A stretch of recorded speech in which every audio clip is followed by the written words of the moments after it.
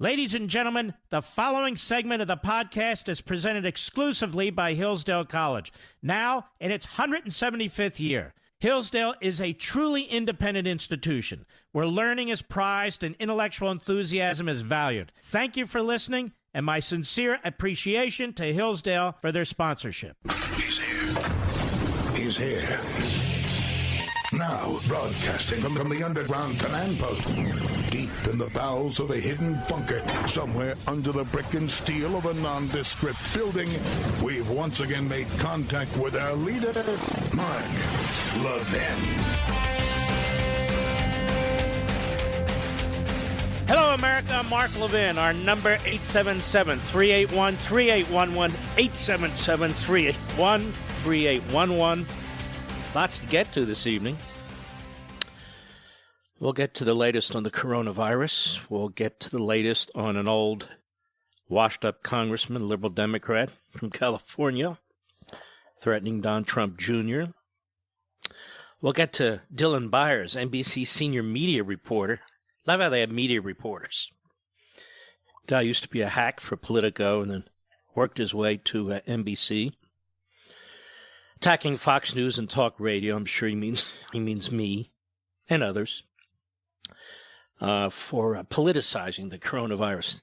I mean, the pot calling the kettle black. Are you kidding? But before we get to all this, let's talk more thoughtfully about these efforts by Bernie Sanders and the Democrats to double the size of the federal government, to triple the size of the federal bureaucracy. Let's get into this. You know, in 2015, I wrote a book called Plunder and Deceit. And the book was really for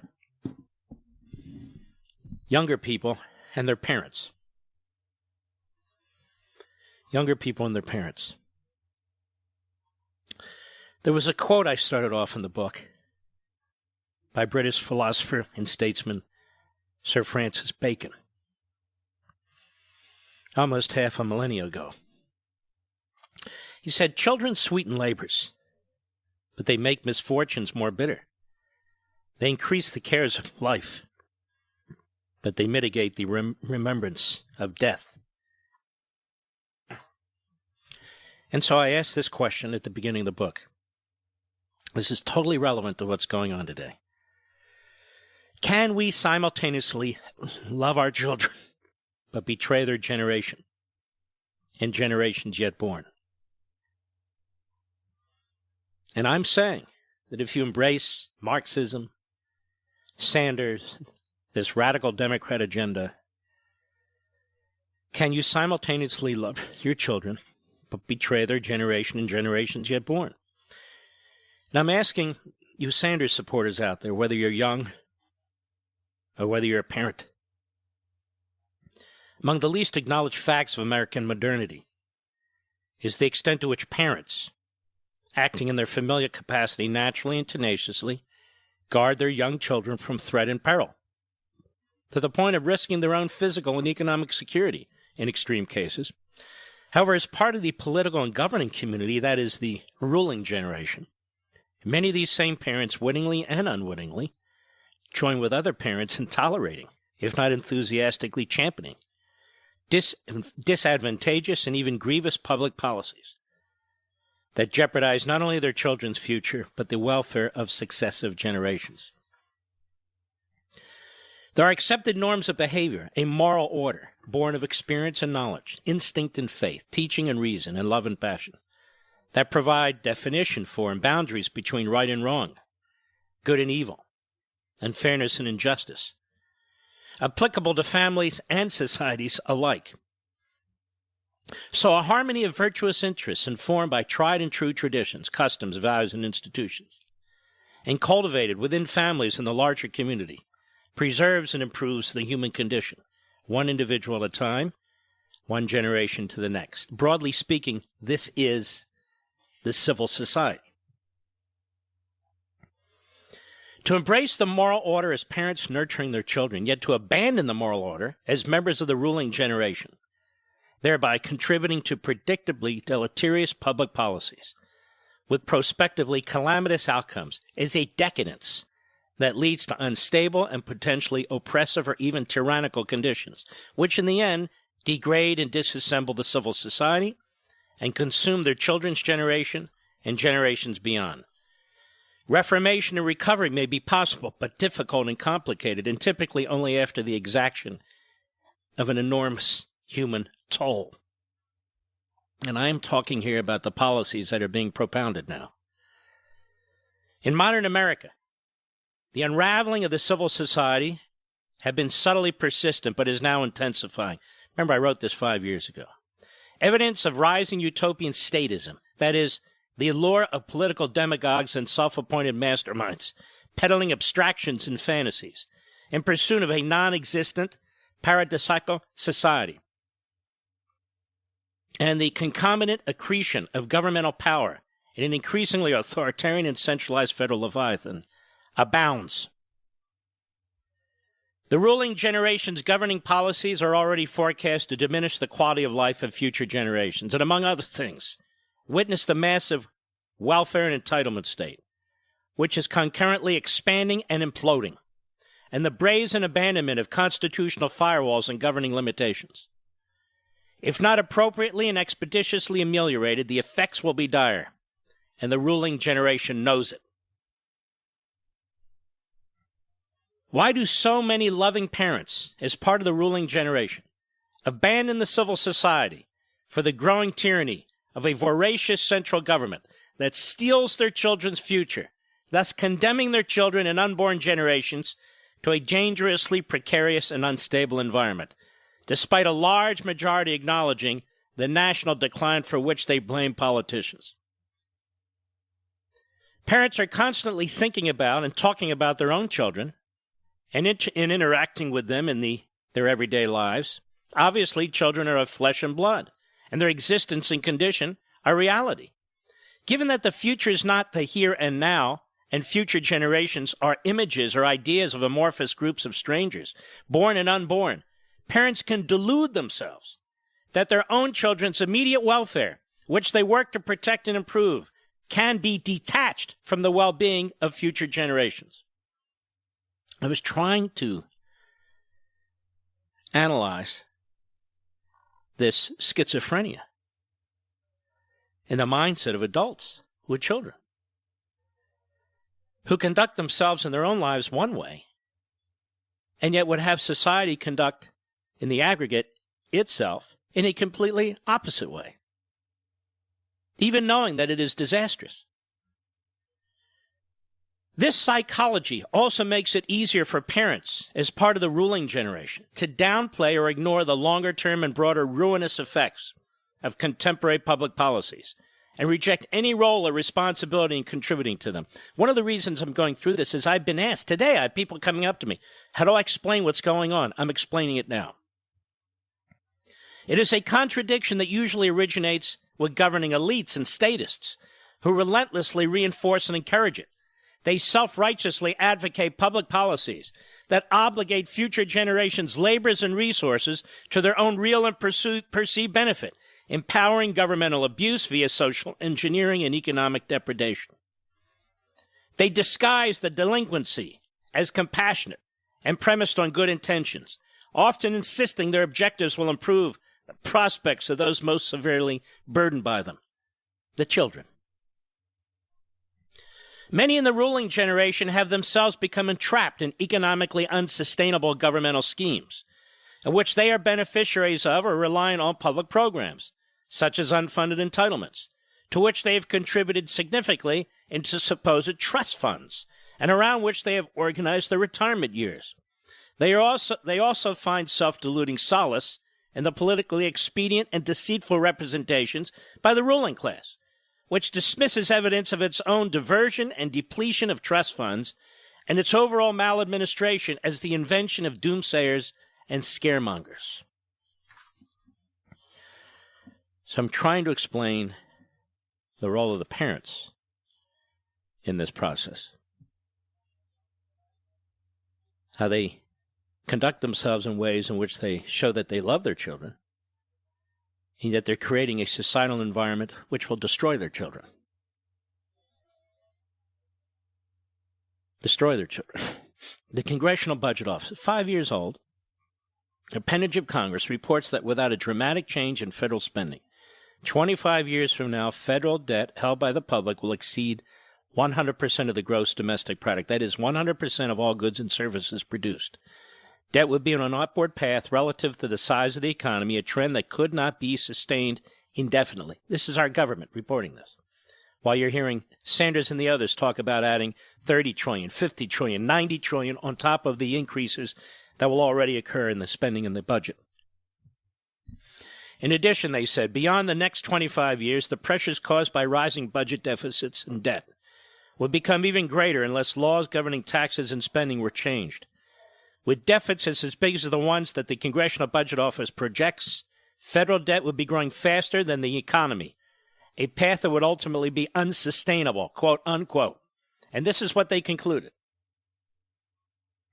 At some point, investors would begin to doubt the government's willingness to or ability to pay its debt obligations, which would require the government to pay much higher interest costs to borrow money.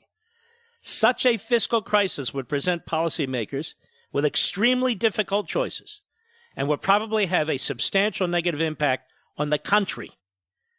Even before that point was reached, the high and rising amount of federal debt that CBO projects under the extended baseline, that is, even before you add to it, would have significant negative consequences for both the economy and the federal budget. Why am I the only one talking about this? In the psychology of normally rational human beings with children and grandchildren who vote for policies that they know will destroy their children and grandchildren and future generations, and yet they delude themselves into believing that's them, that's a group in the future, it won't affect my children. Remember what I said about a year ago? The diabolical genius of Marxism-Socialism is that it provides the emotional and intellectual roadmap for autocrats to persuade millions of people to support their own enslavement to government. And I should add, and the enslavement of their children and future generations. Thomas Jefferson presciently warned against such immoral collective behavior. He was a genius. He said, we believe, or we act as if we believed, that although an individual father cannot alienate the labor of his son, the aggregate body of fathers may alienate the labor of all their sons and their posterity in the aggregate, and oblige them to pay for all the enterprises, just or unjust, profitable or ruinous, into which our vices, our passions, or our personal interests may lead us. But I trust that this proposition needs only to be looked at by an American to be seen in its true point of view, and that we shall all consider ourselves unauthorized to saddle posterity with our debts, and morally bound to pay them ourselves, and consequently within what may be deemed the period of a generation or the life of the majority. He's saying it's immoral to do this to your children and grandchildren. If you're going to create the debt, pay it off. A few years later, Jefferson expressed even more trepidation.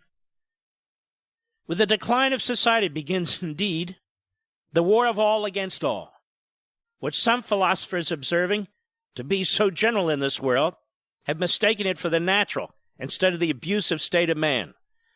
And the forehorse of this frightful team is public debt.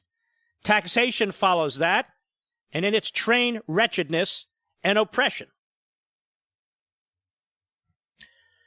See, folks, the laws of economics, like the laws of science, are real, unlike the utopian images and empty assurances of expedient and self-aggrandizing politicians and bureaucrats.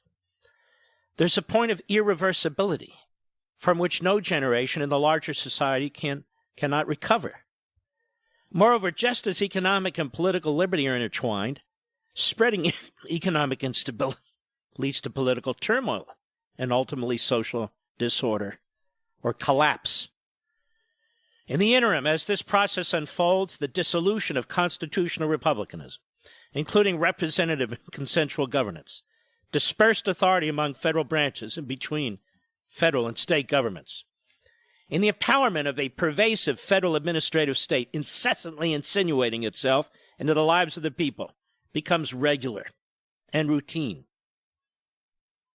The ensuing amalgamation of governmental control and the escalating police powers discharged to coerce and subjugate the individual through multitudinous rules, regulations, taxes, fines, and penalties confounds and benumbs much of the citizenry.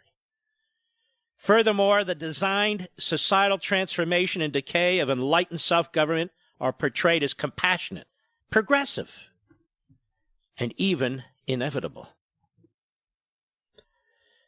Nonetheless, the federal colossus will not reform itself and self-surrender its design. Its advocates, surrogates, and beneficiaries neither admit failure nor entertain circumspection.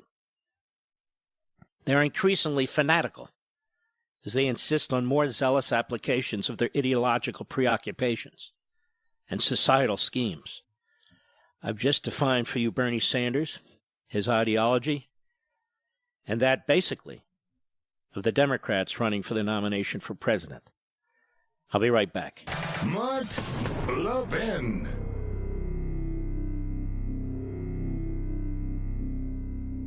You've heard me talk about the 4 pillars of education at Hillsdale College. Now, these 4 pillars or purposes, learning, character, faith, and freedom, have defined Hillsdale's mission since 1844. I'd like to focus on the first pillar, learning. Hillsdale understands, as America's founders did, that a proper education is essential to preserving free government. Among other things, young people must be taught about America's great heritage of liberty. They must be taught about how government works and the importance of the Constitution. And they must develop the skills to become useful citizens and the virtues required for self-government. Because so many high schools, colleges, and universities fall short in these areas today, Hillsdale has expanded its mission nationwide. For example, through its free online courses, its free monthly speech digest and Primus, and the classical K through 12 charter schools it's helping to found coast to coast.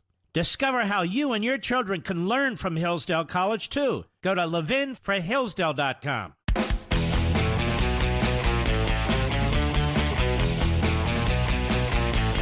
It is my contention that when you support a Marxist ideology, whether it's Bernie Sanders or others, that is this massive, expansive government, double, tripling its size, creating the police state necessary to enforce it, to execute, which is all smothering to the individual and entrepreneurship and your own personal motivations and desires. And you create an economic wrecking ball from which there's no escaping. How much do you really love your children and your grandchildren? I'm saying this to those who support Bernie Sanders. Feel free to call. We know as a fact that the proposals he makes are an impossibility, not merely an impracticability, an impossibility. We know there are laws of economics, supply and demand, credit and debt, interest rates, inflation, deflation, recessions, depressions. We know all these things as a matter of fact. And so if you support Bernie Sanders and you have children, I want you to come on, call. You'll be treated with respect and defend yourselves and defend what you're going to be doing to them, their lives, their future. And if you don't have children yet, but you're planning on it, same thing. I'll be right back.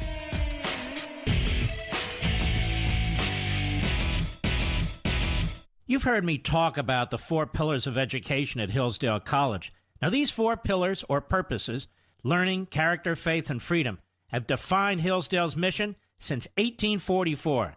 I'd like to focus on the first pillar, learning.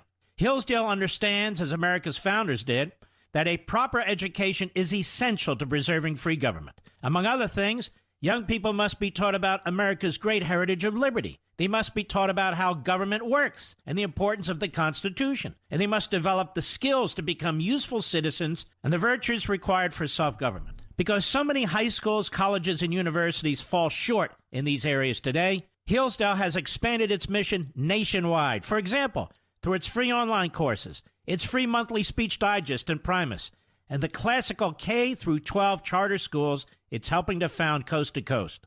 Discover how you and your children can learn from Hillsdale College, too. Go to levinforhillsdale.com.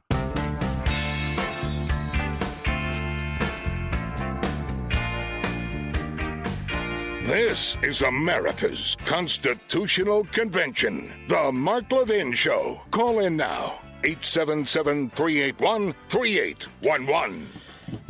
Because our principles, our history, ancient history, is so distant from the average American citizen, it's important to remind ourselves of certain fundamental truths. You may hate certain companies. You may hate them. But they do not have the power to write laws. They do not have the power of a police state. You can pick the worst company on the face of the earth, past or present, in your own mind. They are incapable of doing to humanity what Marxism has done to humanity, what fascism has done to humanity. That is the inhumanity of these ideologies. No corporation is responsible, or no collection of corporations are responsible for the slaughter of 100 million people. That's the Marxist ideology, which has this grand appeal. Just call it something else, democratic socialism or what have you, progressivism. And when you try and speak the truth and tie modern concepts of centralized governance to the ideological foundation from which they're given birth, you're attacked. Because the modern progressive doesn't want you to understand, if they even understand, their own ideology's history. So Bernie Sanders goes on and on about corporate America. And by the way, as to so-called nationalist populists from time to time, just remember this. No company or collection of companies has the power of a centralized government. None. They don't have the power to set up a police state. You may not like certain companies. You may think they're price gouging or whatever you may think. But that's a far cry from what is going on in Mao's China, Lenin and Stalin's Russia, Castro's Cuba, Maduro and Chavez's Venezuela, Mugabe's Zimbabwe, and on and on and on. You really don't have to fear a corporation or a collective of corporations. You do have to fear a centralized tyranny. That's why the Constitution is so important. That's why checks and balances are so important. That's why federalism is so important. That's why the Bill of Rights are so important.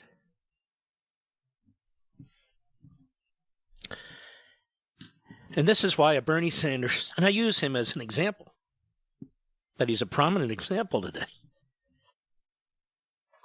That's why Bernie Sanders, despite what he may say, or his defenders in the media may say, finds the American founding and founders so repugnant and finds the Constitution so repugnant. Because Marxism, progressivism, whatever ism you want to call it, cannot actually function in a healthy constitutional republic. It's antithetical to a constitutional republic. And so I asked in Plunder and Deceit, why should the United States Constitution and the faithful adherence to and execution of it by public officials matter to younger people? Bernie Sanders supporters. It provides the governing order of a republic intended to protect the individual's liberty from a tyrannical, centralized authority and, conversely, the anarchy of mob rule. On September 17, 1787, at the conclusion of the Constitutional Convention in Philadelphia, Delegate James Wilson of Pennsylvania, on behalf of the ailing Benjamin Franklin,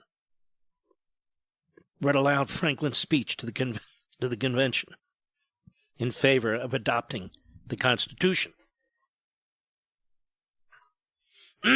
Franklin stated in part, "I agree to this Constitution with all its faults, if they are such, because I think a general government necessary for us, and there is no form of government but what may be a blessing to the people, if well administered. And I believe farther that this is likely to be well administered for a course of years, and can only end in despotism, as other forms have done before it, when the people shall become so corrupted as to need despotic government, being incapable of any other." What he's saying here is we created as perfect a government as we could, as imperfect as it may be, to protect the individual from a centralized government, as we need a centralized government. But we don't want to create, modern parlance, a Frankenstein. But we will have a Frankenstein, no matter the checks and balances we've created. If the people surrender their liberty for tyranny, for despotic government. And there's no way to prevent that if that's what they want. And nearly half a century later, Associate Supreme Court Justice Joseph Story, considered one of the great legal thinkers of the 19th century, delivered the same warning in August 1834 at the American Institute of Instruction. And he said, among other things, "The great mass of human calamities in all ages has been the result of bad government, or ill-adjusted government, of a capricious exercise of power, a fluctuating public policy, a degrading tyranny, or a desolating ambition. The fundamental objects of all free government," Story declared, "are the protection and preservation of personal rights, private property, and the public liberties of the whole people. Without accomplishing these ends, the government may indeed be called free, but it is a mere mockery and a vain, fantastic shadow." Story said life, liberty, and property stand upon equal grounds in the just estimate of free men, and one becomes almost worthless without the security of the others. How then are these rights to be established and preserved? The answer is by constitutions of government, wisely framed and vigilantly enforced, by laws and institutions deliberately examined and steadfastly administered. This issue of private property was very, very important to the framers, as it was to John Locke, who they relied on, among others, during the Revolutionary period, as it was to the Enlightenment, the Scottish Enlightenment, the British Enlightenment, the German Enlightenment, the French Enlightenment. Why? Why? What is private property? What is private property that Bernie Sanders believes is not a right, particularly if you have a lot of it? And I explain this in Liberty and Tyranny. Private property, listen, is the manifestation, the outcome of your intellectual and physical labor, of your individuality, of that which you do each and every day, when you go to work, when you make money, when you buy a home, or you buy a farm, or you make an investment. Private property represents your time on earth. It is the material manifestation of your time on earth, of your labor. So the more of your labor that the government takes, taxing you at 50%, 60%, 70%, taxing what you have created with your intellectual and physical labor, the more the government is stealing your liberty. We have a finite time on earth. when the government takes 10, 20, 30, 40, 50% of what you've earned. They've taken 10, 20, 30, 40, 50% of what you've done in your waking hours as an individual human being. That's plunder. When people talk about taking 90% or 70% or over 50% of what you've earned, they're talking about taking 90%, 70%, or over half of your labor, your intellectual and physical labor, of what you do every day, so they can put it to a use that they believe it should be put to, or to give it to somebody else. Joseph Story explained that Benjamin Franklin had cautioned that a constitution by itself cannot secure a republic, as you just heard, nor can reliance on rulers and statesmen alone. The citizenry must be alert and resolute and ensure that those who hold high office uphold the rules of governance. He wrote, "It is equally indispensable for every American citizen to enable him to exercise his own rights, to protect his own interests, and to secure the public liberties and just operations of public authority. A republic, by the very constitution of its government, requires on the part of the people more vigilance and constant exertion than all others. The American Republic," he said, "above all others, demands from every citizen unceasing vigilance and exertion, since we have deliberately dispensed with every guard against danger or ruin, except the intelligence and virtue of the people themselves." Which brings us to another point. Your founding fathers believed that liberty in and of itself wasn't enough, because your liberty can be used to do horrific things to other people. Free to harm other people, free to steal their stuff, and so forth and so on. And they believed, and John Adams wrote extensively about this, and he wasn't the only one, that liberty alone is not enough. That the companion to liberty is virtue. Virtue. And I am here to tell you tonight that the Bernie Sanders ideology, that the ideology of AOC and Tlaib and Omar, that the ideology of Pelosi and the Democrat Party today is virtueless. It's virtueless. Which is why they come up with all kinds of schemes and plans to take from you your labor and to create this massive, all-encompassing Leviathan with endless tentacles, bullying you, smothering you. And if we would teach our children and grandchildren, if we would teach in our government schools and colleges and universities the true diabolical nature of Marxism, socialism, and radical progressivism, we could turn this country around. But today, they have devoured the instrumentalities of education. So it's left to you, as individual parents and grandparents, to do it, not the government schools and the colleges and universities.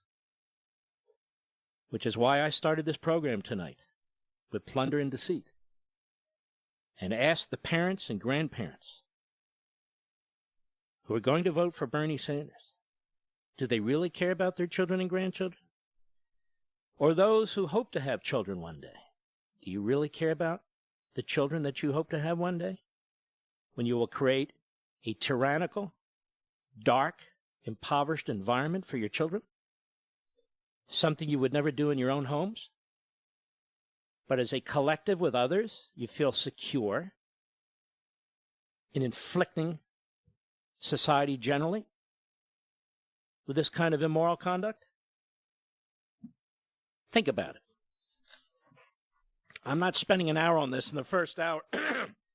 just to demonstrate how smart Mark is, I want you to think about this, particularly if you're a Sanders supporter or support one of the other left-wing reprobates who wants to be your president. We'll be right back. Mark Levin.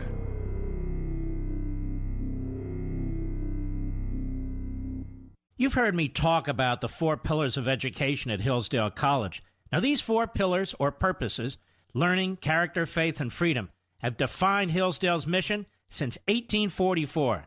I'd like to focus on the first pillar, learning.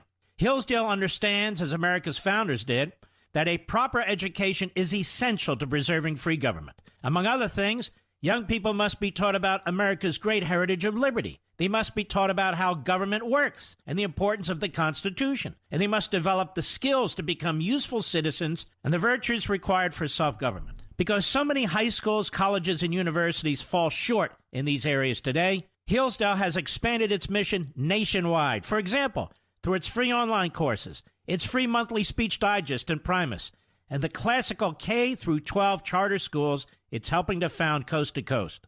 Discover how you and your children can learn from Hillsdale College, too. Go to levinforhillsdale.com.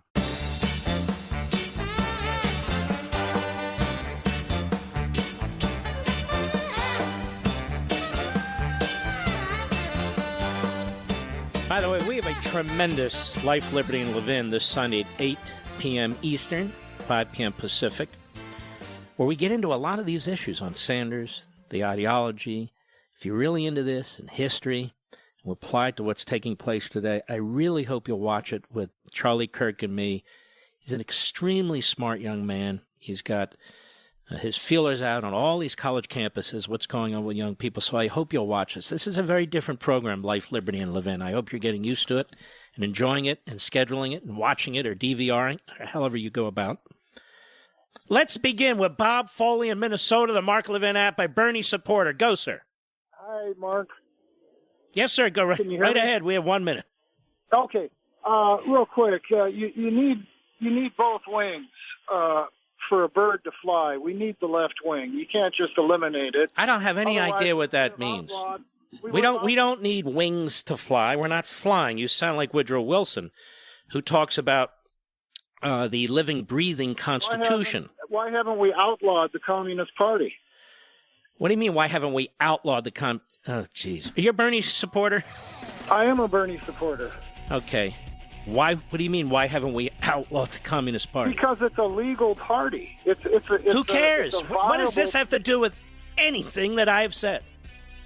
Well, you said that you're talking about the... I want to hang you over. I want to keep you over, even though you're not the best and most articulate defender of Bernie Sanders. But let's address you. I'll be right back. From the Westwood One Podcast Network. He's here. He's here. Now, broadcasting from the underground command post, deep in the bowels of a hidden bunker, somewhere under the brick and steel of a nondescript building, we've once again made contact with our leader, Mark Levin. Hello, everybody. Mark Levin here. Our number, 877-381-3811, 877-381-3811. Let's see if we can have a relatively sensible discussion with Bob Foley in Minnesota, Minnesota, a Bernie Sanders supporter. Go ahead, Bob. Bob? Bob left. Is Bob there or not? Bob, are you there or not, sir? Yes, I am. Go ahead. What were you saying? Well, what about the East India Trading Company? That company became more powerful than the British government. Really? And what happened? Where is the East India Trading Company today? Well, perhaps they've met. I asked you, where is it today? British government. Where is it? It's now the British government, man. No, it's not the British government. Where is it? It doesn't exist. Well, in its original form, it doesn't. It doesn't exist in any form, sir. Why are you obsessed with the... This is where you have to go. This is where you have to go. I can go to Cuba, as your hero likes to call it. You want to go to Cuba? You want to talk about Cuba? No, but I would. Why don't you want to talk about Cuba? How about we talk about Chavez in Venezuela? Well, How about we talk about something this century? listen to this, if you would. What What's about that? Comcast? What about Who would argue Comcast? that the four big media companies are more powerful than the United States government? Who would argue that the four... Hey, pal, you're so stupid, it's hard to even rationalize with you. Listen to how stupid you sound. You know how you deal with Comcast? You shut your television off, or you cut off your cable. Tell me, how do I shut off the IRS? The scary thing is... Pay Mark, attention to me, you moron. Start listening to what I'm saying. I'm trying to talk some common sense into you.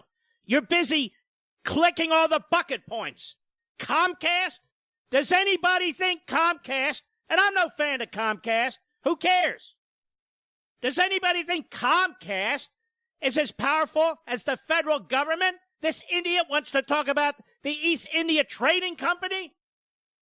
I want to talk about 100 million people killed as a result of Marxism. I want to talk about gulags where millions of people are in bare existence today in Marxist regimes. I want to talk about genocide. I want to talk about poverty. I want to talk about people starving, police states. Do you want to talk about any of that? I want to talk about four companies more... Get off my phone, you idiot. Listen to this moron. Now, why is he an idiot? I'll tell you why. He's embracing a candidate in an ideology that's irrational. Irrational. I want to talk about an earthquake, and he wants to talk about a toothache.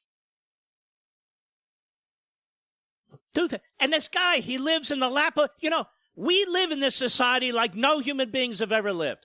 This jerk is sitting in a comfortable home in Minnesota, wearing clothes, presumably, probably eating all kinds of food, probably overweight, calls me on a telephone, has electricity, can go to the toilet and take a crap without going outside. He's got sewage. He's got running water. He's got heat in Minnesota. He's got all kinds of cool stuff. Probably an automobile. And he's whining and complaining. Wants to talk about the East Indian Company or Comcast. You don't like Comcast? Get rid of Comcast. You idiot. That guy's vote's going to cancel my vote. Like, what about Comcast? What about it? See, they have all these boogeymen. Because they think many of you are going to be mad at Comcast because you don't like your monthly cable bills. You don't like your monthly cable bill? Then don't have cable. There's 100 ways around cable now. My God, I'm talking about tyranny. I'm talking about turning this country inside out. And this idiot is talking about Comcast. How do you rationalize with this? You can't. Hill says, what about ExxonMobil? I don't like what they charge me at the time. They're profiteers. And what about the pharmaceutical companies? And what about the automobile companies and the profits? And what about the toasters? And what about idiot? Now, if he had been relatively rational, I'd like to know what he's done in his life. I want you to think about the Bernie Sanders program, what it rewards. What does it reward, Mr. Producer? Does it reward productivity? No, it punishes productivity. Does it reward creativity? No, it punishes creativity. Does it reward investment? No, it punishes investment. In other words, it's antithetical to everything that makes this country function. Because, of course, we're racists from top to bottom. Isn't that what he says? Racist from top to bottom. Sick. Absolutely sick. All right, let's move on. And by the way, any other Bernie supporters out there, feel free to call. Try desperately, would you, to make some sense? It's difficult. Here, let's do it this way. Try to raise an issue without mentioning Donald Trump or an American corporation. All right? See if you can do that. Now, I want you to listen to this guy, Dylan Byers. Dylan Byers is really a sleazeball. This guy's been a sleazeball since he's been writing Politico. He's covered the media all these years. Never had a nice thing to say about me. We have an extremely successful program at a very difficult time of the day on radio, with millions of you who are listeners. We have an extremely successful digital TV program. We have an extremely successful program on Fox. I write books that are extremely successful. And what does this guy do? Trashes all the time. You don't even know who he is, right? But he sits there and writes about the media, about people like me. I don't think this guy's ever talked to me. Maybe once, I don't remember. But he knows all about me. I don't know if he sits and listens to the program day in and day out, or he just takes his marching orders from Media Matters. But the Democrats come right out of the box earlier this week and late last week trying to politicize the coronavirus. Lying about what the president has done. Even the Associated Press put out a marvelous piece. I was stunned. I was shocked. Laying in to what the Democrats were saying. But I want you to listen to this guy in response to Stephanie Rule. What network is this? MSLSD, Mr. Producer? And Dylan Byers is now the NBC senior media reporter. We have media reporters that report on everybody but themselves. And basically what that means is they attack Fox and they attack conservative radio. People like me. That's what they mean by media reporters. You got that little puke, BS, Brian Stelter. You got this puke, Dylan Byers. Pukes galore. Go ahead, 7. Dylan, what's your reaction to this narrative from conservative media? Yes, Dylan. Not like we didn't talk before. Gee, Mr. Producer, that wasn't a setup, was it? What a tough question. Dylan, what is the reaction to this narrative from conservative talk radio? What narrative? First of all, I don't know what anybody else is saying. I don't monitor all these other shows. What's everybody else saying? I don't know. I know what I'm saying. What's my narrative? I don't have a narrative. Hit it from the top, please. Cut 7, go. Dylan, what's your reaction to this narrative from conservative media? Well, look, two things. First of all, on the one hand, the sort of unwavering loyalty that conservative media like Fox News, Talk Radio has to this president in the White House is very familiar. No. Just because we don't want to sabotage the president, just because we stand up to the unconstitutional efforts to institute a coup against the president, just because we stand up against a rogue FBI, particularly at the senior levels, that sends spies into a campaign, just because we object to illegal leaking by senior officials at the FBI, just because we object to a phony Russia collusion scandal that is used to try and take out the president, and on and on and on. The list is infinite. We don't want to sabotage the president. It doesn't mean we agree with everything. The problem is, Dylan, if that is your name, the problem is you guys hate everything this man has done, including his very existence. Go ahead. To attack the media, whether it be mainstream media. So their willingness to attack the media. I wrote an entire book called Unfreedom of the Press. Do you think this Dylan Byers has read it? Sold over 500,000 copies in all forms. You think he's read it? You're free to come on this program, Dylan, and discuss it. No circumspection whatsoever. Go ahead. About anything that seems even remotely critical of the president is also something that is extremely familiar. However, when you were talking about... What the hell is he rambling about? He's a media analyst. A senior media analyst. Dylan, why don't you admit you're a leftist? You were a leftist at Politico. That's why you were there. You hated conservative talk. Why don't you admit it? Why do you pretend to be something you're not? All of these fools. Go ahead. Where there is a public health emergency, if it were a natural disaster, anything where public safety is in question, to then go out and politicize it and sort of lead your viewership at Fox News or your listeners on talk radio to believe that they have nothing to worry about. All right, let me say this, because this guy is a liar and a propagandist. I can speak for myself, and we have a pretty big radio program, don't we, Mr. Producer? I think we do. Millions and millions of listeners on terrestrial radio, millions of listeners on the podcast, not to mention other platforms. Millions. Did I say you have nothing to worry about the coronavirus, Mr. Producer? Is this guy hearing voices in the middle of the night? I never said that. On the other hand, I said that the Democrats are trying to create a panic.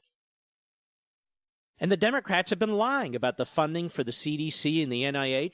The Democrats have been lying about senior experts in the government have been removed by the president. They have not. That the president didn't act in a timely manner. The president acted very early on while they were trying to remove him from office and froze and paralyzed the United States Congress for a critical period of time, as I explained last night on Hannity. This guy's a media analyst. I think we need analysts for media analysts, Mr. Producer. But every damn one of them is a left-wing propagandist, whether it's Dylan Byers or Brian Stelter. Why are they all named so weird? Stelter. Dylan. Basically, they're both kind of Dylan Stelter, if you ask me. Go ahead, Mr. Producer. You have such a vested interest in defending this president. Seems to me to be getting very far into the realm of irresponsibility. Why do I have a vested interest? What does that mean, that I have a vested interest in defending this president? What does that even mean? I have a 6-year no-cut contract, Mr. Producer. I can do whatever I want, pretty much, if I don't violate the law or some FCC regulation. So what are they talking about? If I have no ratings or massive ratings, I'm not going anywhere. But we have a vested interest, you see. So Trump is illegitimate. Fox is illegitimate. Conservative talk radio is illegitimate. Meanwhile, if you dare to call out Jim Acosta and the other clowns who pretend to be professional journalists, you're attacking the press. But Fox isn't the press. Radio's not the press. The left-wing progressive Democrat Party press gets to decide what the press is. And the press is only that which they agree with, or with whom they agree. Rest of us really not the press. Dylan, I always knew you were an idiot. Now you're up there with Brian Stelter. I'll be right back. Mark Levin.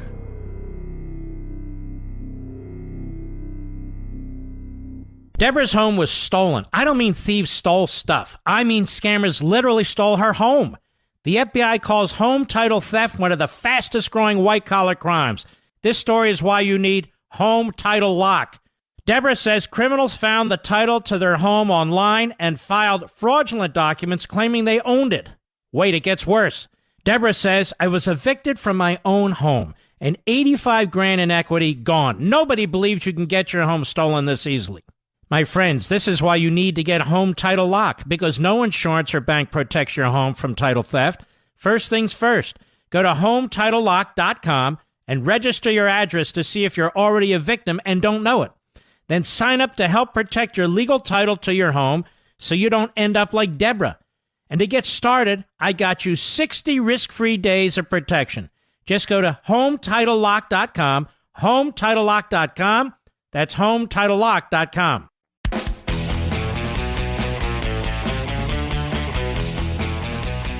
Of course, we're not going to use the whole program for this, but let's listen to just a few minutes of the president in South Carolina. Go ahead. 2 miles, and this is the exact wall that border security wanted. Everything. This is everything they wanted. 132 miles already. We'll have 500 miles built by very early next year sometime. So one of the reasons the numbers are so good. We will do everything in our power to keep the infection and those carrying the infection from entering our country. We have no choice. Whether it's the virus that we're talking about or many other public health threats, the Democrat policy of open borders is a direct threat to the health and well-being of all Americans. Now, you see it with the coronavirus. You see it. You see it with the coronavirus. You know, you see that. When you have this virus or any other virus or any other problem coming in, it's not the only thing that comes in through the border. And we're setting records now at the border. We're setting records. And now, just using this, so important, right? So important. I'm doing well in the polls despite the worst fake news and worst presidential harassment in the history of the United States. We've got phenomenal numbers. No, it's true. The worst presidential harassment in history. We had a great event yesterday. An event that was so beautiful. Young African-American leaders. One of the things I asked them, and I've been thinking about this for a long time, and great people, some of them are here tonight. Do you like the name African-American or Black? And they said, Black, all at the same time. No, true, I tell you. Because you say African-American or Black. And they said almost like immediately Black. But we had an incredible group of people. And what happened is NBC, it was such a love fest. It was so incredible. Went on for 45 minutes. It was a love fest. It was incredible. NBC turned down, there they are right there. They turned down.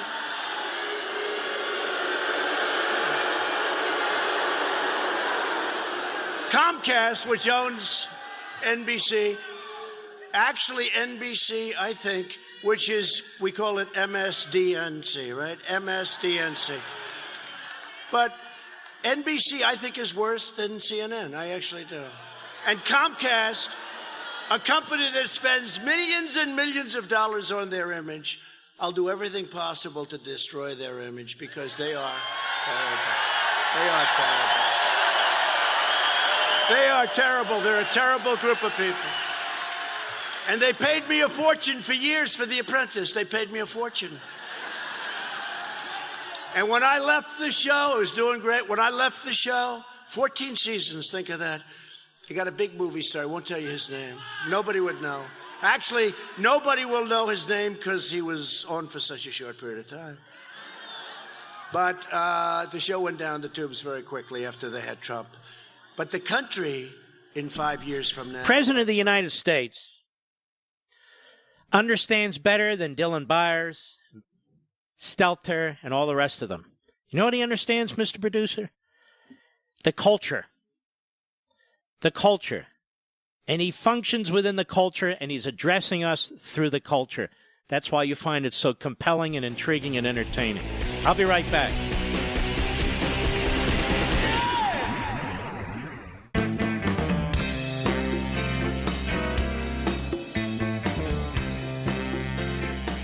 Nobody says it better than Mark Levin. I'll go with what Mark Levin said, because nobody could say it better. Call in now at 877-381-3811.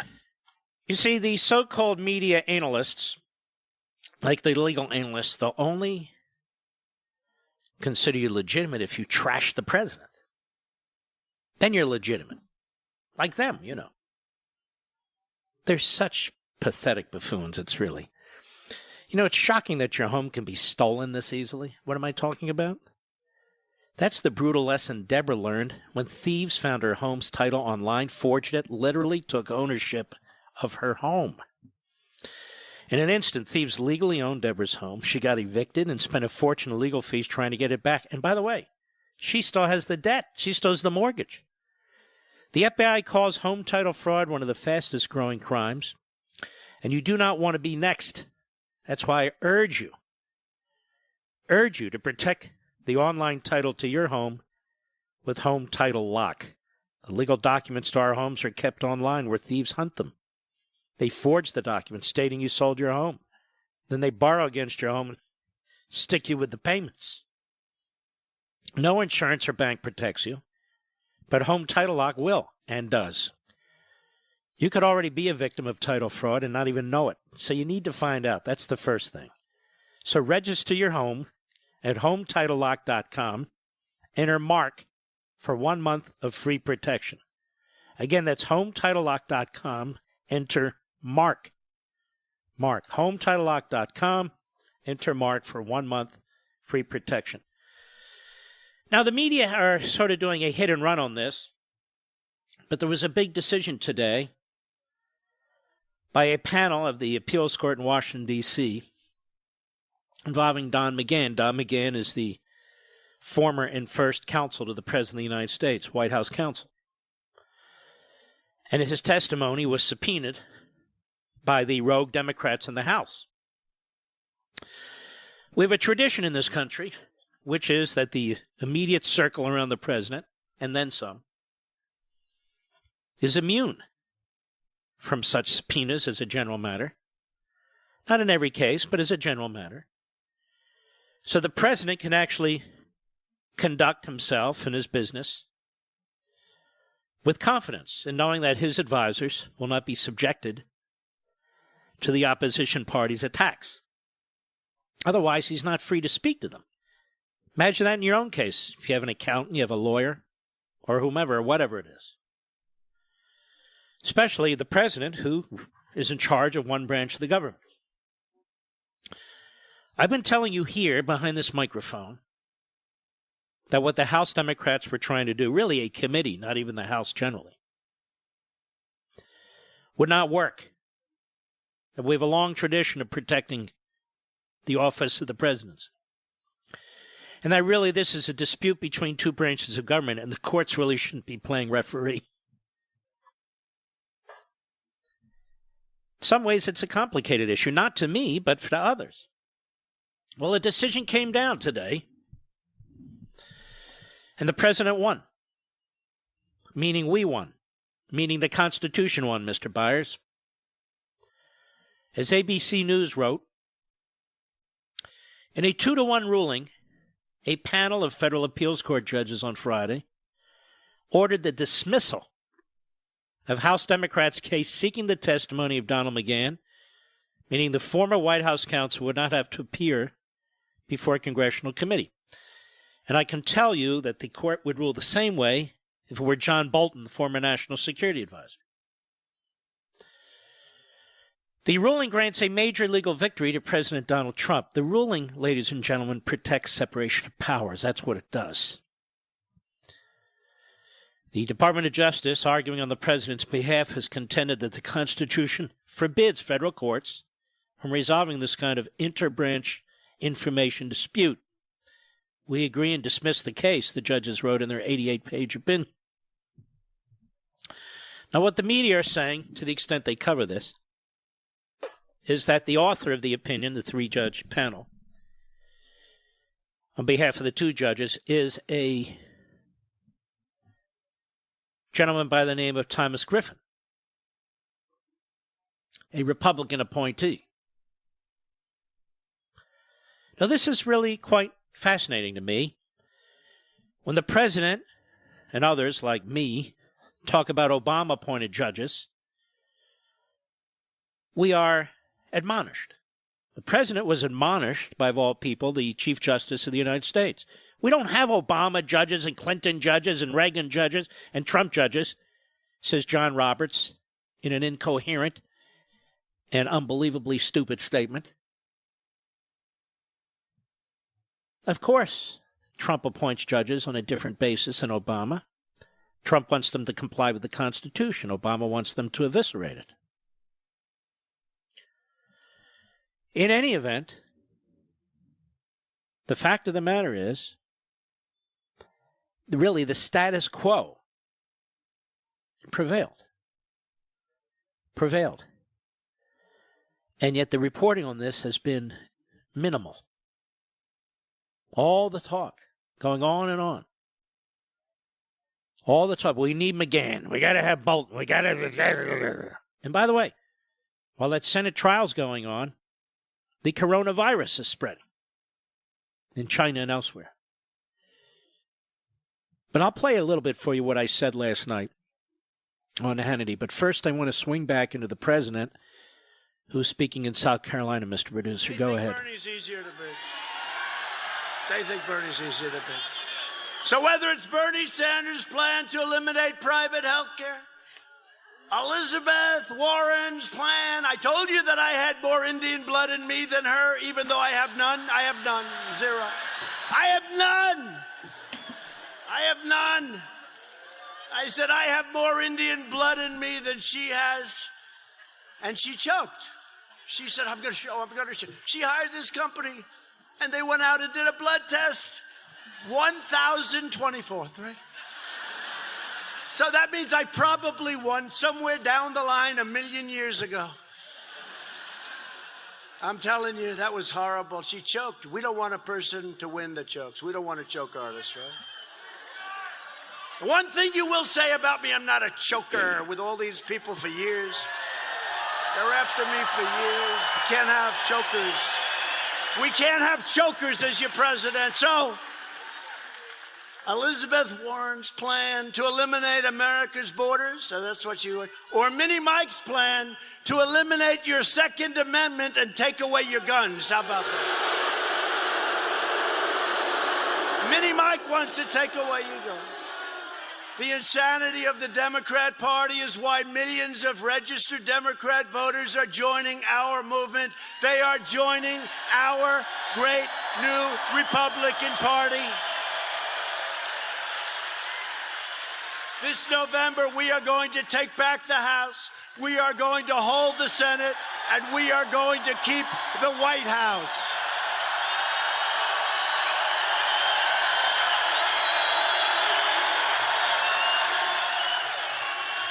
I wonder what they say when they go down the road and they see these groups of 200 people. Seriously, I wonder what they say.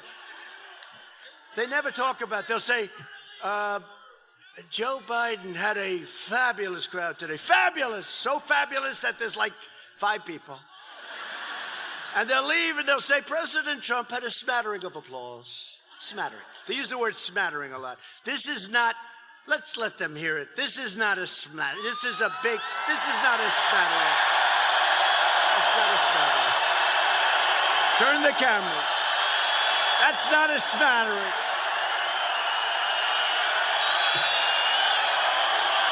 That is not a smattering.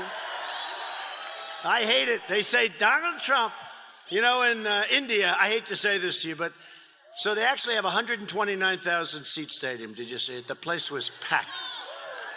And they did better than most. They gave me credit for 100,000. That was not bad.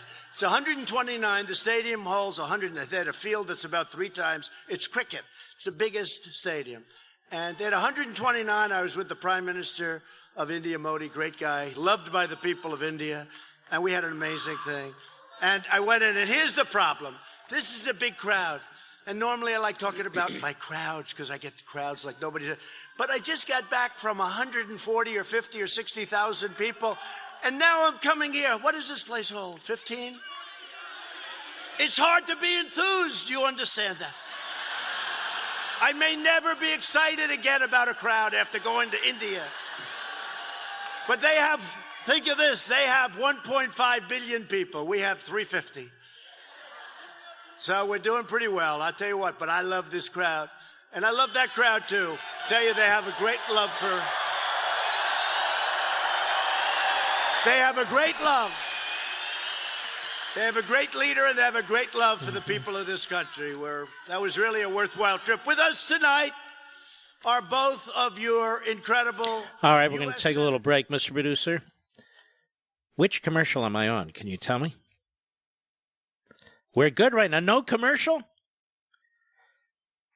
You know, ladies and gentlemen, I'll tell you a little inside baseball. We are one of the most successful talk shows ever in this time slot. Today, we're the most successful talk show in this time slot, period, because of you. The number of listeners in terrestrial radio, that's AM, FM, the number of listeners on the podcast, the number of listeners online streaming, number of listeners on satellite. And commercially, they've never seen anything like this ever in this time slot, ever. And that's because of you. And I want to thank you. God bless each and every one of you. It's like a big family. That's what we have here, a big family.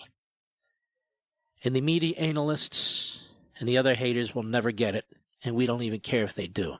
I'll be right back. Mark Levin.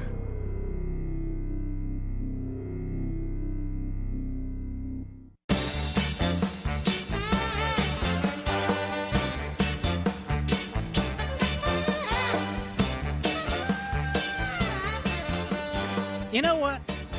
It's fun to be a conservative. It's fun to believe in liberty and individuality. It's fun to be a capitalist. Look how dreary and down in the mouth and just how angry the left is all the time. Now, they make us angry at them. But in our everyday lives, we're happy. We love liberty. And we want to defend it and protect it. We want to pass it along to our children and our grandchildren. Boy, do they hate. Boy, are they out of control. The Democrat Party and the media, it's like walking through a mental institution with padded cells and padded hallways. They're throwing food at each other. They're throwing chairs at each other. They're howling at the moon. It's what they do. It's what they do. The greatest society on the face of the earth. And you know how you know it's the greatest society on the face of the earth? Many reasons, but you know how? Because morons like that are roaming freely in the country, right, Mr. Producer? They're roaming freely. Nobody stops them. And I would say this to Dylan Beyer, if that's his name. People call into this show. People can talk to me. We can argue. I can cut them off. They can try and cut me off. Nobody can talk to Dylan Beyer. He lives in a bubble as a senior media analyst at NBC. He doesn't have access to the people. He doesn't even want access to the people. None of these journalists. Every now and then they go out on a field trip. Hey, let's go to the border. Hey, let's go to a diner. Hey, let's go to an assembly line. You folks on the border, at diners, on assembly lines, you're part of my audience. You call into the program. You tell us what's going on. Not so over there at the narcissistic broadcast corporation.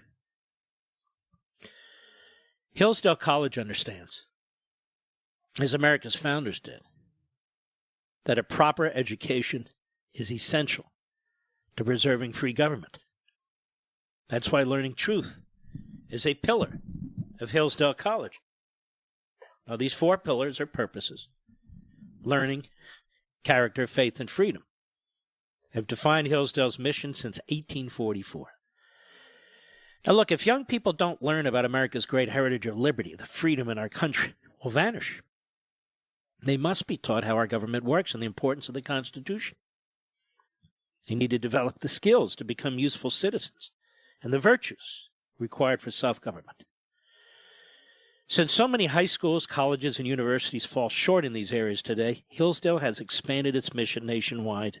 For example, through its free online courses, its free monthly speech digests, and Primus. I really want you to learn more. Go to levinforhillsdale.com, Levin for Hillsdale.com, levinforhillsdale.com. Tell me, Mr. Producer, have the Democrats yet invented a vaccine for my problem? Bronchitis. I don't think they have. Very disappointed in them. I could use one. This damn thing's been going on 5 or 6 weeks. And when you speak for a living, that doesn't make it easy. Let's go back to the president. Go ahead.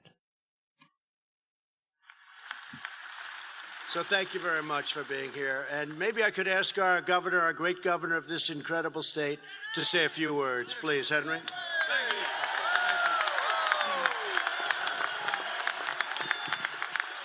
Henry McMaster, everybody. Who is the greatest president in the whole world, whom we love more than anybody in the world? They love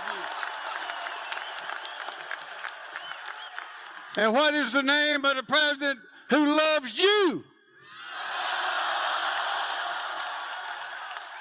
And whom are we going to send back to the White House for 4 more glorious years? And what is the greatest country on the face of the earth?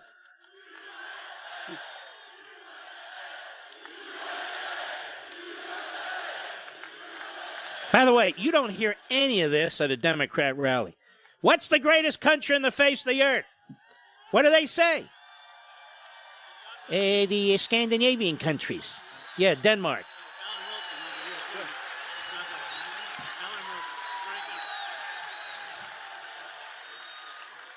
Thank you very much. And where is Alan? Is your son here, your great son, Attorney General? Alan, thank you very much. Take good care of him, okay? Thank you. Thank you, Alan. And thanks to Republicans all over America, we are now working on things that nobody ever thought possible. Since my election, over 121,000 new jobs have been created right here in South Carolina. We've lifted 10 million people off welfare, including 7 million off of food stamps. And that's a good thing, not a bad thing. They're working and they have great jobs and they love getting up in the morning and they're making much more money. And it costs our country nothing. We make money, but they pay taxes. It's a whole different deal. Median household income has reached the highest level in the history of our country. The unemployment rate nationwide has hit the lowest rate in over 50 years. The average unemployment rate for my administration is the lowest for any U.S. president in recorded history. How about that one? That's a good one. That's a good one. No, you don't understand. We got to get rid of him and replace him with Bernie Sanders. All right, ladies and gentlemen, we got a powerful hour left, the last hour of the week. I hope you'll join us. I'll be right back. From the Westwood One Podcast Network. Ladies and gentlemen, this final hour of the podcast is sponsored exclusively by AMAC, the Association of Mature American Citizens. Now over 2 million conservative members strong, AMAC believes in and stands up for the values that we care about: faith, family, and freedom. Thank you for listening, and please support AMAC. And you can become a member at amac.us/join. He's here. He's here. Now, broadcasting from the underground command post, deep in the bowels of a hidden bunker, somewhere under the brick and steel of a nondescript building, we've once again made contact with our leader, Mark Levin. Hello, America. Mark Levin here. Our number, 877-381-3811, 877-381-3811. So I was on Hannity last night for the first time in about 2 months, and the coronavirus was the issue. And Hannity won the night, of course, on Fox. He normally does. He's got a hell of a great show. It's a hell of a great lineup there, quite frankly, and that's why CNN, MSNBC, NBC, all the rest of them are so jealous of it. Their loss. They have no viewers. Fox does. Conservative talk radio is the only talk radio that succeeds. So they hate it. They attack us. Their newspapers are going out of business. Their cable companies are going out of business. Their viewership going south. And they keep fighting. Why? They keep attacking their own audience. That's why. Anyway, that's their problem. Thought you might want to hear a little bit of this. It's Friday. We always keep our foot on the gas pedal. We don't let up. Cut one, go. I watch all of this, great one, and I'm thinking, well, we can't unite over killing a terrorist by the name of Soleimani, and here we have a virus, and we're the best at the world at curing things. We can't unite over that either. It's like, if a lot of people get sick and the stock market continues to tank, we may actually have a chance to win in 2020. Well, I watch this and I realize there's an awful lot of stupid people on TV, quite frankly. The last people I want playing doctor with me or the American people would be Chuck Schumer and Nancy Pelosi. They attacked the President of the United States. Not one negative word for the dictator of China and the way they've mishandled this entire thing. In fact, you got Bloomberg out there praising China. You got Thomas Friedman with 1,200 Pulitzer Prizes and the New York Times praising China. Are they praising China now? There's been no CDC cuts. There have been increases. It's time to get the facts out. Certain individuals have been quarantined by this president. First time in over half a century the U.S. government has done that. The White House Coronavirus Task Force was appointed over a month ago. The president temporarily suspended entry into the U.S. I put this list together, by the way, of foreign nationals who pose a risk of transmitting the coronavirus. Now, what have the Democrats done during this period of time? The Democrat, from January 16th to February 5th, the United States Senate was paralyzed by the House Democrats and Chuck Schumer and Nancy Pelosi with this outrageous impeachment trial where the senators had to sit on their hands and shut their mouths, couldn't conduct any business. They couldn't pass a bill to increase funding. They say they want more funding. They couldn't do it. They couldn't hold hearings on the coronavirus. They couldn't do anything because Pelosi and Schumer shut down the United States Congress. They don't want to talk about that, do they? Now, the Democrats, they go to the microphone and they attack not just the president, the professionals, the CDC, the NIH, the HHS. They don't know anything. What is their plan? What is the Schumer, Pelosi, Sanders, Biden, Buttigieg, Warren, Klobuchar, whatever? What are their plans? Well, they have great plans for containment. Open borders, eliminate ICE, no vetting of foreigners, sanctuary cities, nationalize and destroy the greatest healthcare system on the face of the earth, destroy our pharmaceutical companies that will come up with the solutions. The solutions won't be in any of Bernie Sanders' favorite communist regimes. They won't come from the Scandinavian countries. They'll come from us. They'll come from capitalism. What do they support? Massive taxes. What is their containment plan? They have no containment plan. What is their vaccination development plan? They have no vaccination development plan. Meanwhile, they attack the President of the United States. The answers won't come from the liberals and the Democrats, which is why they attack. Cut to go. Something shocking happened the other day, Sean Hannity. There was an AP fact check. The National Institutes of Health and the Centers for Disease Control and Prevention, they say, are not suffering from budget cuts that never took effect. Yet you listen to Schumer. He wants $8.5 billion. For what? He can't even tell you, Dr. Schumer. Indeed, they say the money the government disease detectives first tapped to fight the latest outbreak was a congressional fund created for health emergencies in the past. Some public health experts say a bigger concern than White House budgets is the steady erosion of a CDC grant program for state and local public health emergency preparedness. You know what happened? They cut it. Past Congresses, before this president even took office. They say the broader point about there being nobody here in charge, you've been hearing Pelosi say that, they have a whole system in place, a pandemic system in place that automatically triggers. They have an automatic system in place. The president doesn't have to trigger. It's at work right now. And you have independent health authorities like John Orbach, president of the Nonpartisan Trust for Americans' Health, says we haven't cut the senior experts in the government who know how to deal with this stuff. We haven't cut any budgets. They're plugging along. They're doing an excellent job. You know who's not doing an excellent job? The Democrats, Pelosi and Schumer. If we got rid of them, the country would be advancing in many, many ways. Amen. Was that me, Mr. Producer? By the way, somebody's mic was on. One of the guests that was coming up, and you heard them say like Humpty Dumpty or something. Wasn't about me. They were testing their mic. Just pointing out a little bit of background for you.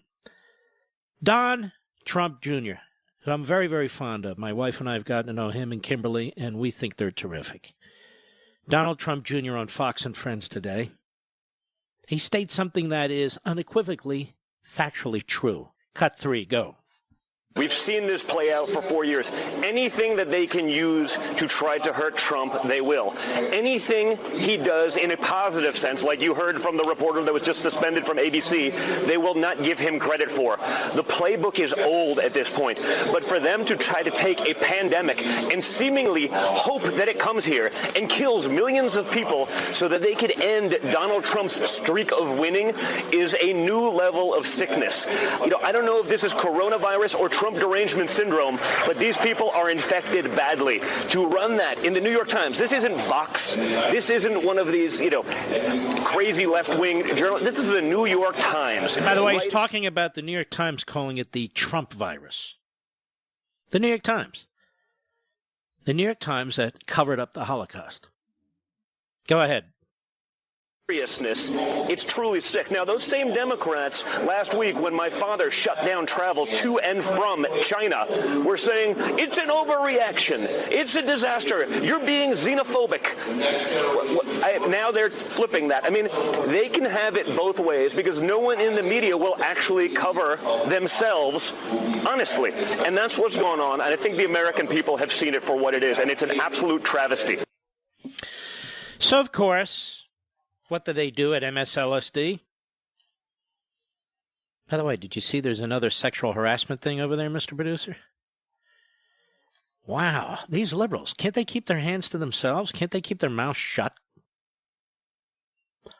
But anyway, they did a whole movie on Fox. You realize that, Mr. Producer? Where's the movie on Joe Scarborough's staff, Mark Halpern?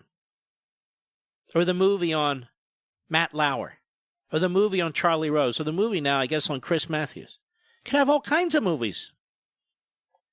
Where are the media analysts there? Dylan Byers and, what's his face? Brian Stelter. Helter-Stelter. Now, John Garamendi has been around California politics for a very, very long time. He thinks he's a tough guy. He's not a tough guy. He's a joke. He's an idiot. As a matter of fact, he was defending Joe Biden the other day. Did you see that, Mr. Producer? He sounded like he was dumber than Joe Biden. He defended Joe Biden when Joe Biden said that in South Africa, he was there to help Nelson Mandela and he was turned away. He made it up, Joe Biden. And this idiot, Garamendi, was defending him. That's right, pal. You're an idiot, Mr. Tough Guy. What are you going to do, take me on too? Try it. These guys with the Capitol Police protecting him and everything else. Oh, I'm going to, like Joe Biden walking around, I'm going to clock that guy. Really? What are you going to do? Fight your way through the Secret Service? There's such frauds and jokes.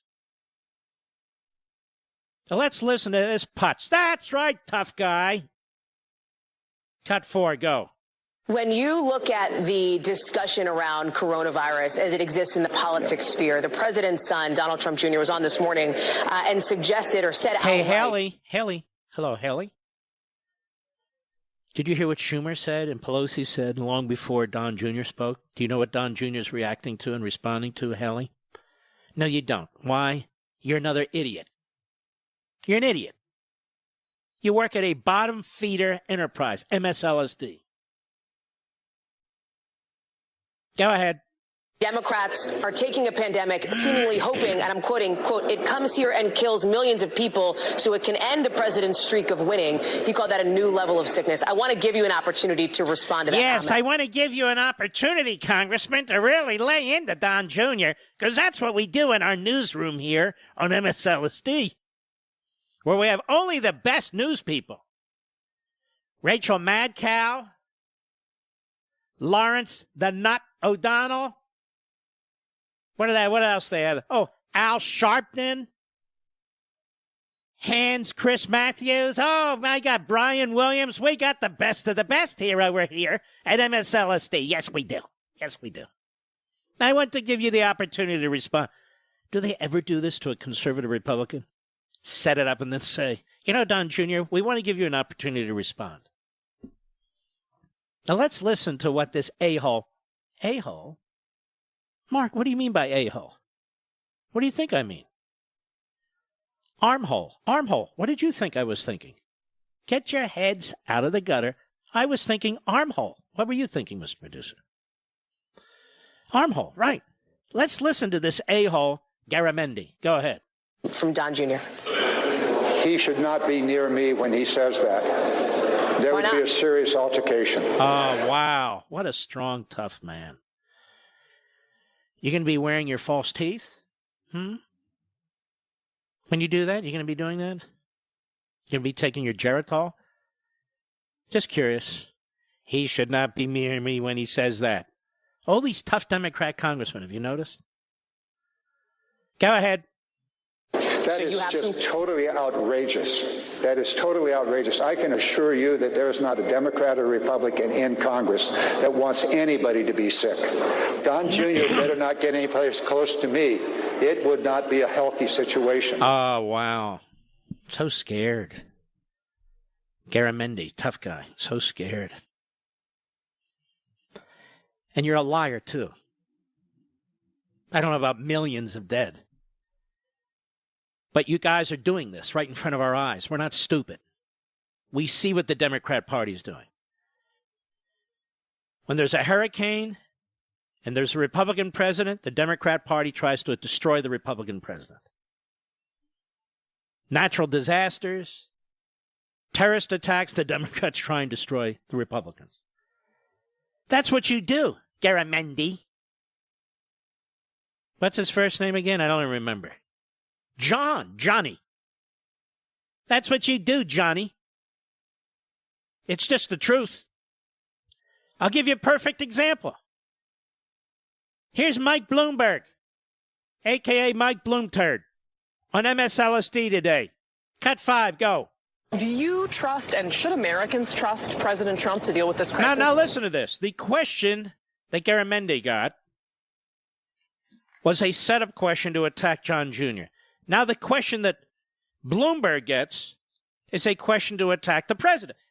Do you trust and should Americans trust President Trump to deal with this crisis? What kind of a question is that? Casey Hunt, another moron, another low IQ former journalist student. But Bloomberg, ready for the tough question. What did he say? Go. No. He is not prepared for a crisis like this. Quite the contrary.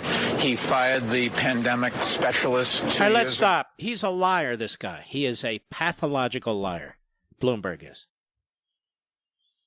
He didn't fire anybody. The whole group of experts, senior experts, are in place. The system's in place. The system is operating. If there are faults in the system, there are faults in the system that got there before Trump was president of the United States. Most of this actually moves by, it's rote. It's in place. It triggers. And then the president of the United States comes over the top and gives it an extra push, adds resources, further provides laser attention to it, and does what presidents do. And he's done that. I can't think of another thing this president should be doing. Not another thing. And so they lie. The Associated Press pointed that out. But still, over at MSLSD, they only use the Associated Press when they agree with it. So, Bloomberg, what do you think? No, he's not prepared for it. So the media and the Democrats are trying to undermine the public's faith in the president, undermine the public's faith in these institutions. And then when you call him out, you know what, he better not come close to me when he says, better not get any place close to me. It would not be a healthy situation. Why? Why? Your false teeth going to fall out of your mouth? Why?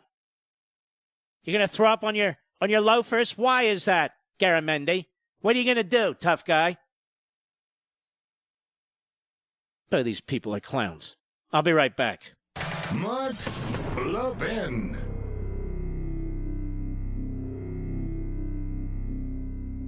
AMAC, the Association of Mature American Citizens, is one of the fastest-growing organizations in America. Now over 2 million conservative members strong, and I'm one of them. AMAC believes in and stands up for the values that we constitutional conservatives care about. More than talk, AMAC fights. A full-time presence in Washington, AMAC pushes back against reckless spending, disasters like Medicare for All, and the expanding reach of the federal government. And beyond advocacy, joining AMAC gives you access to a wealth of benefits and discounts, including special member-only rates on car insurance, travel discounts, cell phone plans, and a hell of a lot more. And if that's not enough, you'll get AMAC's bi-monthly magazine, full of insightful articles on issues that matter to most of us, we conservatives. As I said, I'm an AMAC member, and you should be too. Join today at amac.us. That's AMAC.us. Stop supporting the liberal agenda that the other 50-plus organization has been pushing for. Join AMAC instead. AMAC.us.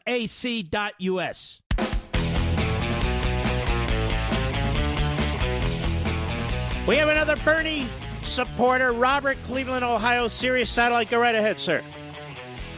Hi, Mark. How are you? I'm all right. Thank you. Excellent, excellent.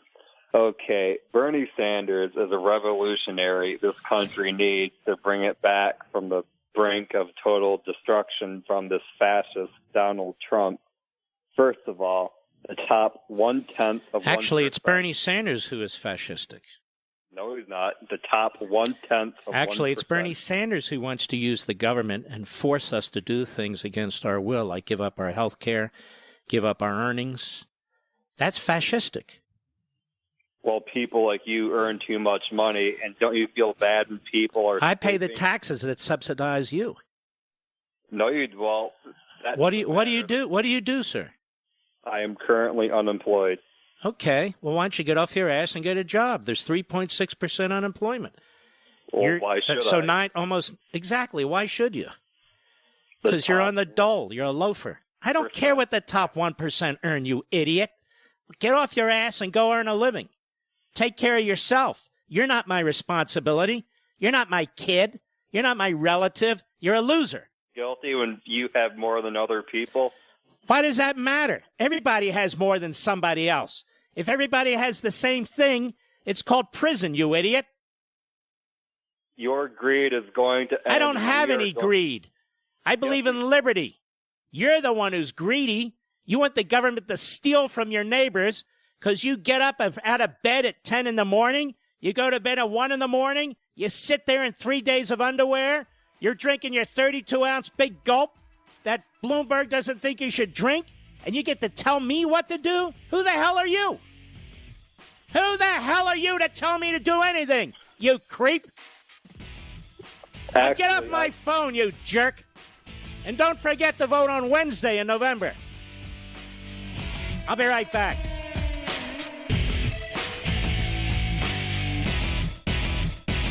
AMAC, the Association of Mature American Citizens, is one of the fastest-growing organizations in America. Now over 2 million conservative members strong, and I'm one of them. AMAC believes in and stands up for the values that we constitutional conservatives care about. More than talk, AMAC fights. A full-time presence in Washington, AMAC pushes back against reckless spending, disasters like Medicare for All, and the expanding reach of the federal government. And beyond advocacy, joining AMAC gives you access to a wealth of benefits and discounts, including special member-only rates on car insurance, travel discounts, cell phone plans, and a hell of a lot more. And if that's not enough, you'll get AMAC's bi-monthly magazine, full of insightful articles on issues that matter to most of us, we conservatives. As I said, I'm an AMAC member, and you should be too. Join today at amac.us. That's AMAC.us. Stop supporting the liberal agenda that the other 50-plus organization has been pushing for. Join AMAC instead. AMAC.us.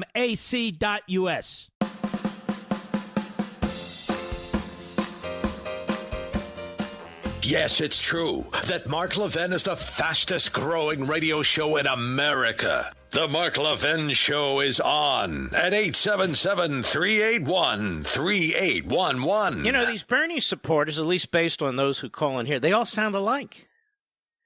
Now, this guy calls, he says he's unemployed, and why should he work? Didn't he say that, Mr. Producer? He said, why should I? And he wants to talk about the 1%. Who cares about the 1%? They don't affect my life. Go out and take control of your own life. And look how arrogant they are. What I earn, what I do. It's none of his damn business what I earn or what I do. But look how they think they can control our lives. These aren't smart people. And yet they think that they should be able to control you, that they have a say in your life. They have no say in my life. They have no say in what I earn or don't earn, and what I do or don't do, or what my family does or doesn't do. They think they control us. How much we can earn, what we can do. Meanwhile, he says he's unemployed, and he says, why should I work? And why should he work? Bernie Sanders' agenda is an agenda that discourages work and enterprise and productivity and wealth creation, entrepreneurship, all the things that are important in America. This is why Bernie Sanders, the coward, won't come on this radio program, won't come on Levin TV, won't come on Life, Liberty, and Levin. He won't come confront me. Because he's a coward. Man, oh, Manischewitz, you listen to these Bernie Sanders supporters? I don't want to work. Why should I work? Why should I work? Jay, Potomac, Maryland, the great WMAL. Go. Good evening, Mark. How are you? Okay, buddy. Go right ahead. Yeah, so I was running an errand earlier tonight in the second hour, and during this time of the night, I was tuned to your show, and I found myself listening to the first Bernie supporter from Minnesota, and just the inability for him to even answer a simple question from you, and sort of hit these talking points. It really resonated with me because 2 nights ago I was having a conversation with my adult child.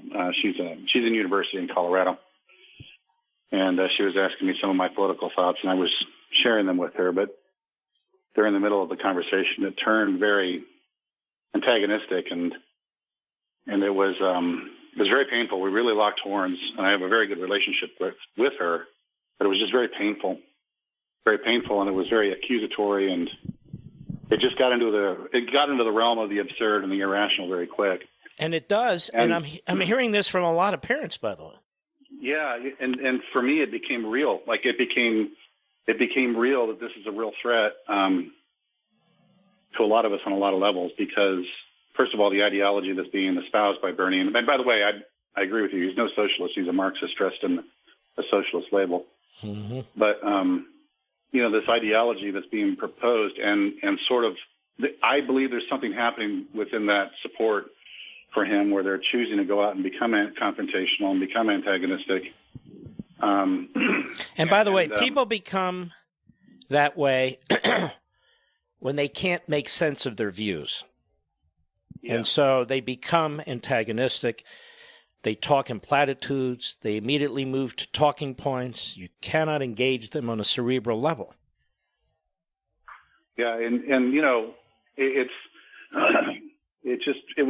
it was just weird all the way around, and I'm saying some prayers that we're going to be able to get this relationship back on track. But the call you had with him really resonated, and your reaction to their inability to really engage intelligently really resonated with me. But I'll tell you why I get angry, because they just repeat themselves. Yeah, they repeat these platitudes that they heard somebody say or they heard Bernie Sanders say, and you try to go deeper, just one level deeper, and they don't permit it. They're not going to allow it, which tells you that they really don't know what they're talking about, and it really doesn't matter to them. And like in the case of your daughter, you try and engage with her, and it becomes personal. And that's why you're upset, and that's why you're calling me. And you're not the only one. I met a gentleman today. Actually, he's a friend of mine. He's got 2 kids. He said, and I couldn't believe it. They both say they're going to vote for Bernie Sanders, and I can't reason with them. I'm not even browbeating them, he said. I can't reason with them. I can't even talk to them about it. That's the thing that I felt too. It wasn't even me trying to. It just became unreasonable. It became an unreasonable conversation. So I just wanted to call in really, and it was interesting because I'm running an errand, and I've never called into your show, but I listen to you all the time, and lo and behold, I get the ability to talk to you, and I'm thankful for that. I do want. You know what? I vent for America. That's the thing. Well, I wanted to say thank you for just what you do on all fronts to kind of keep doing what you do to bring a light to these types of issues. I listen to you as much as I can. I've learned a lot, and what you're doing is important. And I just wanted to say thanks. And well, hang in there, buddy. Hang in there. Just keep at it. It's like you have to undo what's been done in these schools and colleges and what's been done in the media.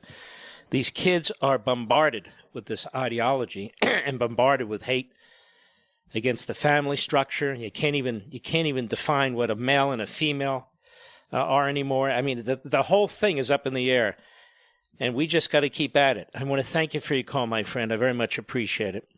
Jay in Potomac, Maryland. Terrible. Absolutely terrible. Let's go to Chris, Lynchburg, Virginia, Sirius Satellite. Go. Hey, Mark, thank you for all you do for this country. Can I just tell you something? I'm looking today at C-SPAN at a Bernie Sanders rally, and they keep saying he's getting tens of thousands of people. And he's at this rally outside somewhere in South Carolina, and it looks like hundreds of people. I get 5,000 people who show up at a book signing, and I'm not running for anything. So I just want to put things a little bit in perspective. They're pushing hard for the Bernie Sanders nomination. Go ahead. I'm sorry. Well, that's a good perspective. I want to say, by the way, that I can always relate to your stories about listening to talk radio, Bob Grant and others, when you were a teenager, because I've done the same with you. I've been a Levinite since thank you. Probably I was 10 or 11 years old. In fact, I tried to call. I almost got through to you when I was 12 years old. You didn't get to me, but that was probably a good thing back then. Well, thank you. I don't know about that. I don't know if the call screener knew what to do with me. Yeah. Anyway, your last caller, or, well, not your last caller, but your last Bernie supporter really proved my point, and that is that I am of the generation for whom you wrote Plunder and Deceit. And something that I've noticed since coming to college and having for the first time my views being challenged, and they're not really being challenged reasonably, because it seems that people in my generation understandably are being so easily allured to Bernie and others because of their claims of everything they're going to do for them or give to them. That's an understandable appeal, but they can't even get so far as to think how this would be done, because it can't be done. It's, as you said in the first hour, it's an impossibility. And that's where my mind immediately goes, well, how's he going to do this? He can't. And they just won't allow themselves to go there, though they think that their environments are the bastions of intellect. And I just don't understand how to bridge that. And people like to be part of a cause. And you know, these people, many of them, live in the lap of luxury. They are subsidized in one form or another. They get 3 square meals. They live in a very comfortable environment. But they feel they have to be part of a cause. And for the mature mind, part of a cause might be helping a charity, maybe participating in your church and synagogue, helping your family. But you have to be a bigger cause. So there's climate change, and there's the Green New Deal, and there's the anti-war movement, and there's the anti-capitalist movement. And we're going to be part of a revolution. And you know where that revolution's going to be hatched? At Starbucks. You get my point? Very much so. It's going to be hatched at colleges and universities, too. They have their little They're small group meetings where they kind of huddle together and talk about the revolution, don't really make any plans. They kind of meet to plan and plan to meet to plan. All right, my friend, I got heartbreak. Wonderful call. Thank you for being out there. I appreciate it. We'll be right back. Mark Levin.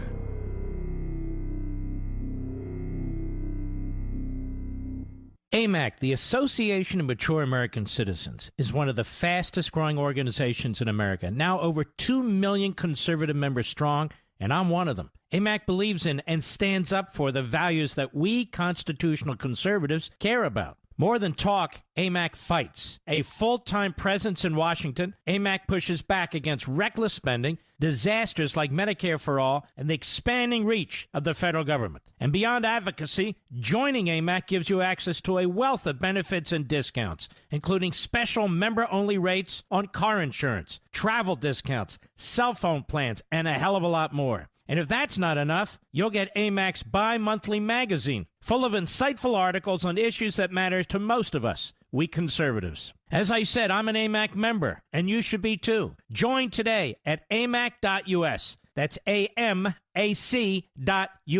Stop supporting the liberal agenda that the other 50-plus organization has been pushing for. Join AMAC instead. AMAC.us.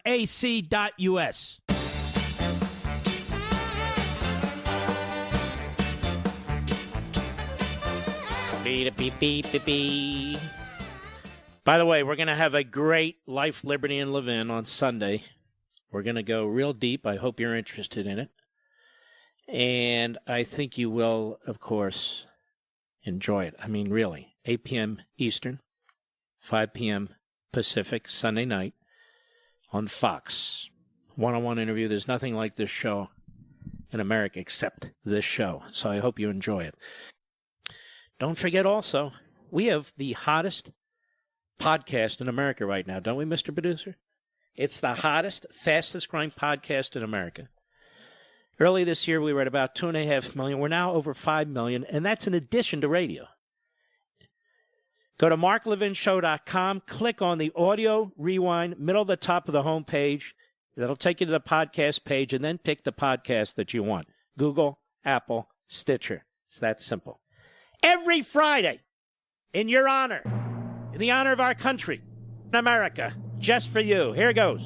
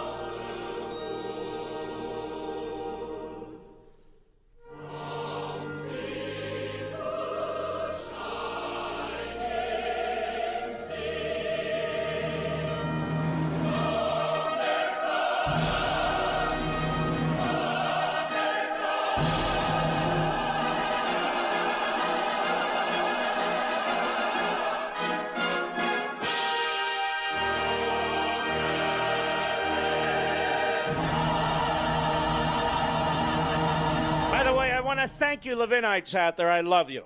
I'm blessed by you. Thank you, thank you, thank you. The weekend begins right now. The week is officially over. We salute our armed forces, police officers, firefighters, emergency personnel, all you folks who protect us. Thank you. Good night, Spritey. Good night, Griffey. Good night, Pepsi. Good night, Smokey. Good night, Zelda. Good night, Gigi. Good night, Dad. Good night, Mom. And good night, Leo. Leo was my father-in-law. Folks, I'll see you on Sunday on Life, Liberty, to Levin on Fox at 8 p.m. Eastern. God bless you and be well. From the Westwood One Podcast Network.